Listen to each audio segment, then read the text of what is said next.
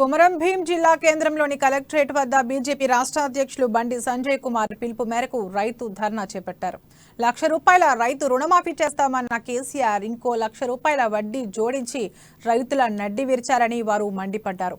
ధరణి portal సమస్యను పరిష్కరించకపోగా సమస్యను ఇంకా జటిలం చేశారని హరీష్ బాబు ఆగ్రహం వ్యక్తం చేశారు. వెంటనే గిరిజనులకు గిరిజనేతరులు సాగు చేస్తున్న పోడు భూములకు పట్టాలివ్వాలని ఆయన డిమాండ్ చేశారు. ఉద్యమాలు నడిచి డిఏపీ కూడా అట్లనే చాలా పెద్ద ఎత్తున సబ్సిడీ ఇస్తున్నాం. ఇవన్నీ కాకుండా ఇవాళ నాకు ఇప్పుడే మళ్ళా 18 మంది సర్పంచులు టీఆర్ఎస్ రాజీనామా చేశారు.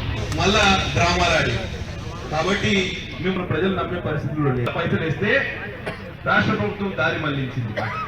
అంటే ఇవాళ 4-5 నెలలుగా వాళ్ళ బిల్లులు చెల్లించలేని పరిస్థితుల్లో ఇవాళ ఉంటే ఎట్లా నడుస్తుంది? ఒక గ్రామ పంచాయతీల కేంద్రం నుంచి ఇచ్చే నిధులను కూడా మీరు దారి మళ్లిస్తే పైసలు దారుణంగా ఉంది. ఒకసారి ఆలోచన చేయండి. తప్పకుండా ప్రజల వద్దకు తీసుకురావాల్సిన బాధ్యత మన మీద ఉన్నది. మనం ఒక వారధి లాగా ఉండాలి. మరి ఈ వారధిని ఏర్పరిచి రాబోయే రోజుల్లో మార్పు కోరుతున్న ప్రజల అభిమానాన్ని చూరగొనాలి. వాళ్ళ హృదయాన్ని కట్టి లేపాలి. అప్పుడే ప్రజలు మనల్ని నమ్ముతారు. భారతీయ జనతా పార్టీ ఆధ్వర్యంలో మనం గిట్ట ప్రభుత్వం ఏర్పాటు చేయకపోతే తెలంగాణ సమాజం మనల్ని క్షమించదు. ఈ టీఆర్ఎస్ నాయకులు చెప్పుకుంటారు మేము అధికారంలోకి వచ్చిన తర్వాత చెప్పులు లైన్ లో ఉండలేవు అని. మీరు చేసింది ఏం లేదన్న కనకారి. ఇది మొత్తం కేంద్రం చేసింది.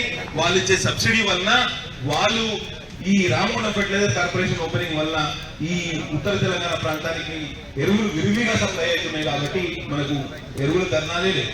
లేకపోతే కాగజనగర్ మొదలు పెడితే అన్ని మార్కెట్ కమిటీలు